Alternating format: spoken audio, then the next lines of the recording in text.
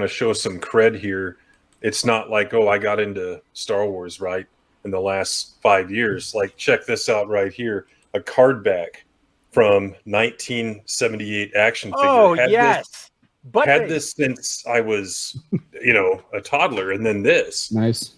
Let's go, 5-6 years in the future. There you Return go. of the Jedi. Look at that sticker. Oh, Tim, you It's a must be so rainbow, excited but for it's the my name, theatrical re-release. Yes. So I've had look at this whole room just full of stuff, guys. Not only playing with the toys as a kid, but reading the books, reading the comics, playing the role-playing game and the so-called dark times, which was like 1987 to Heir to the Empire. It really wasn't a dark time because the role-playing game filled the gap there.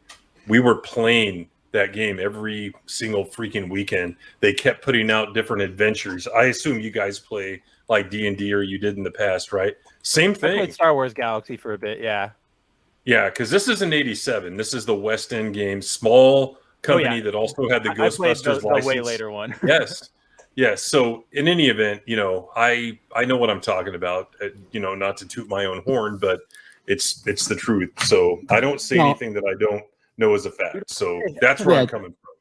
Yeah, that's why we have you on. You are a Star Wars expert.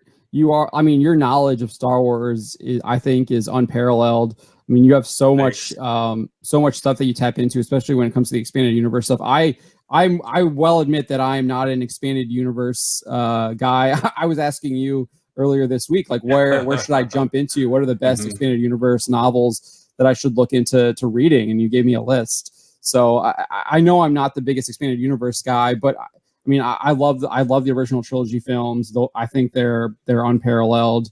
Maybe Lord of the Rings, Peter Jackson's Lord of the Rings is probably right up there with them as far as the trilogy goes. Yep. But yeah, I mean, yes, you are a Star Wars expert, and we're glad to have you on the show. I just wanted to reiterate that question. Yeah, and so here's what it is. It had to be, if you're talking about announcements, we'll get to that. But everything at that show, right? Everything at that con, it has to be Star Wars Explained up there dancing at the drag show. Did you see that clip? I try not he was up look there. At that stuff, if I'm being honest. Well, and his wife is in the crowd. And here's the thing, like, this is the company now, right? The company that's not just allowing that, but they're, encouraging, showing up. Yeah, the official account showing up in these guys' YouTube streams, which, quite frankly, they probably have half the number of people watching that we do right now. Yet the official Star Wars account shows up like in their chat. That's what this company's doing now, and that's the ridiculous part. Well, guess what they say? As we said in the back, like all these fallacies. Well, hey, Star Wars has always been political, guys. So it's okay that they are now. Well, there's a big difference here. If you want to be anti-war, right? Well, that's a timeless message, right? Being anti-war doesn't apply in 2003 and with Ukraine in 2022. It's a timeless message, but pushing like grooming and all this stuff we've seen over the last 5 or 6 years and the culture, that is not a timeless message, and it will be looked back on if the world survives with disdain and just complete disbelief that in 2023 Star Wars allowed that when you go back to the 80s and it didn't. So for the con itself, that has to be it. And you guys made the article and you shared my video, and I still feel the same way. Like, it's 100%. Ridiculous that they allowed that. But I'll tell you. Go ahead. Yeah, I was just saying they should not have allowed that. They should have disallowed that person from ever planning that panel. That stuff should be condemned. It should not be allowed in polite society. And we know this is what the company is. I mean, we saw the Reimagine Tomorrow stuff. It's entrenched within the institution of the Walt Disney Company, which is above Lucasfilm.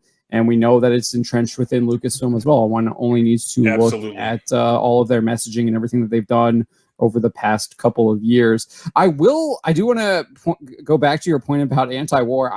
Is Star Wars have anti-war messaging in it? I mean, the whole first movie is about starting a war to fight for your freedom. Well, that's what I'm saying. Like, if you want to have a timeless message, that could be one of them, right? Being anti-war or fighting for freedom, right? Right. Human freedom and human individuality. That's a timeless message, but not pushing your personal politics around sex. That's a very contemporary message that you'd share. I don't care if it's in the late 60s or in 2023. It's very specific to that time period. And Hold on a second. Not what George was doing. We can't build our ideology around sex. Who are we, Ron DeSantis?